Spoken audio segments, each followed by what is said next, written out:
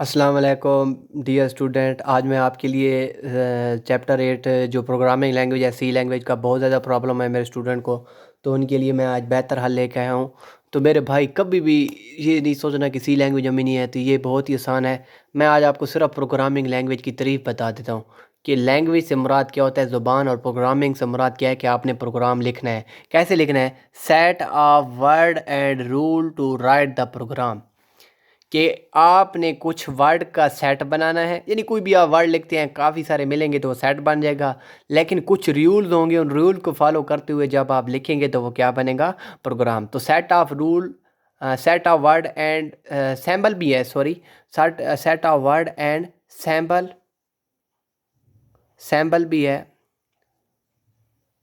और रूल्स हैं जो हमें फॉलो करके, यानी set of word and symbol is and follow the rule is use to write the program. या ये भी कह सकते हैं set of word and set of word symbol and rule use to write the program is called programming language. तो basically language की कितनी इकसाम होती हैं? दो इकसाम होती हैं, एक हाई लेवल लैंग्वेज है और एक लो लेवल लैंग्वेज है। ऐसी लैंग्वेज जो इंसान को समझ आ जाए, कंप्यूटर को समझ ना आए, वो कौन सी लैंग्वेज होगी? High level language. इसलिए मैंने लिखा है high level language is easy understand by human but can not understand by machine. कि ऐसी ज़ुबान जो कंप्यूटर को समझ ना आए, जो कंप्यूटर पर डायरेक्ट ना चल सके, लेकिन इंसान को समझ आ जाए, इसको तो हम क्या कहेंगे? High level language. ये भी कह सकते हैं high level language is near to human, कि ये इंसान के करीब है, बट फार फ्रॉम मशीन।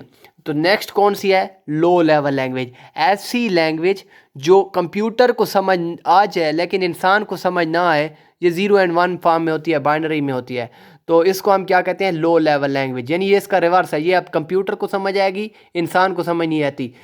लेकिन आज मैं आपको फिर कैटेगरीज में बताता हूँ। हाई लेवल लैंग्वेज जो है वो कंप्यूटर पर डायरेक्ट नहीं चल सकती। इसकी वजह क्या है? कि ये कंप्यूटर अंडरस्टैंड नहीं कर सकता, इसके लिए फिर हमने लैंग्वेज ट्रांसलेटर की हेल्प लेनी होगी। लेकिन आज मैं सिर्फ और सिर्फ लो लेवल लैंग्वेज के ऊपर बात करूंगा। What is mean by law level language? A type of language is easy understand by human की जगह आपने सिर्फ लिखना है machine. Is easy understand by machine but can not understand by human. ऐसी ज़ुबान जो कंप्यूटर को समझ आ जाए लेकिन इंसान को समझ ना आए, उसे लो लेवल लैंग्वेज कहते हैं। इसके लिए कोई ट्रांसलेटर नहीं चाहिए। जो प्रोग्राम आप इंस्ट्रक्शन लो लेवल में लिखेंगे वो कंप्यूटर पर डायरेक्ट चलेंगी। There are two categories of low level language, एक मशीन और एक असेंबली लैंग्वेज। मशीन कौन सी है? मशीन लैंग्वेज जो है वो एक ऐसी इंस्ट्रक्शन है जिसमें जो इंस्ट्रक्शन जो होती हैं वो ओनली मशीन अंडरस्टैंड कर सकती है और कंप्यूटर पर डायरेक्ट चलती हैं। ये डायरेक्ट एग्जीक्यूट हो सकती हैं, इसके लिए कोई भी ट्रांसलेटर नहीं चाहिए। ये बाइनरी फॉर्म में होंगी। मशीन लैंग्वेज की इंस्ट्रक्शन जो है वो किस फॉर्म में होंगी? बाइनरी फॉर्म में होंगी, 0 और 1 की होंगी। ये डायरेक्ट कंप्यूटर समझ सकता है, मशीन मीन कंप्यूटर समझ सकता है। ये डायरेक्ट इंस्ट्रक्शन चल सकती हैं जो मशीन लैंग्वेज में प्रोग्राम लिखो। इसके लिए कोई ट्रांसलेटर नहीं चाहिए क्योंकि ये इसकी अपनी ज़ुबान है, इससे समझ आ जाती है।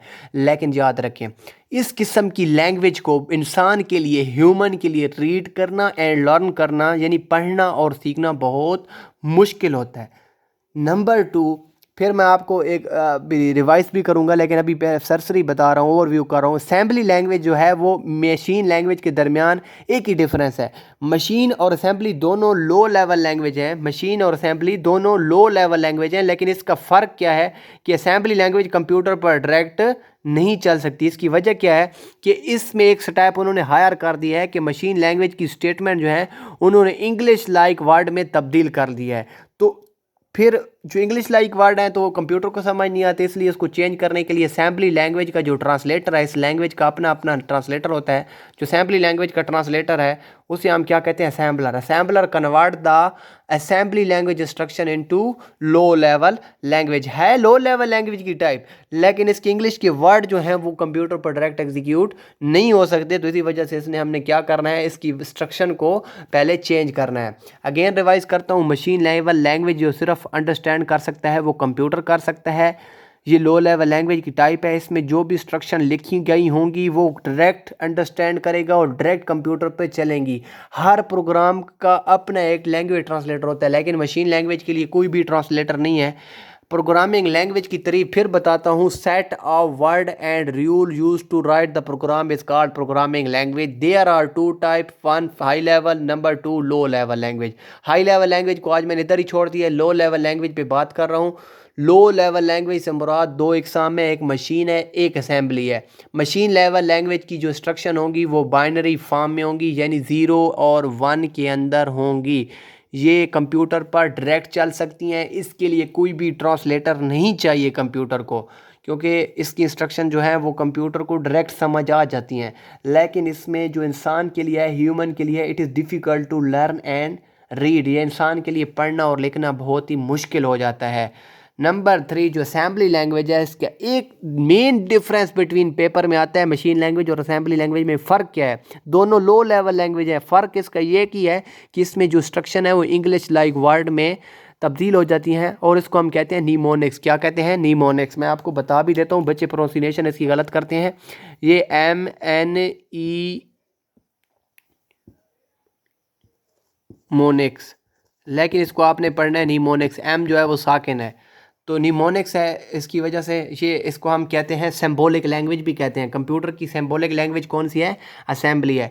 इसका एक स्टेप हाई हो जाने की वजह से इसका एक ट्रांसलेटर आता है। ट्रांसलेटर जो है वो असेंबली लैंग्वेज के लिए काम करता है, इसे असेंबलर कहते हैं। ये इंस्ट्रक्शन को चेंज करके मशीन में तब्दील करेगा।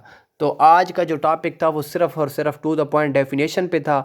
इंशाअल्लाह ताला रोज़ के लेक्चर आपको मिलते रहेंगे और अपना ज़रूर फीडबैक दिया करें।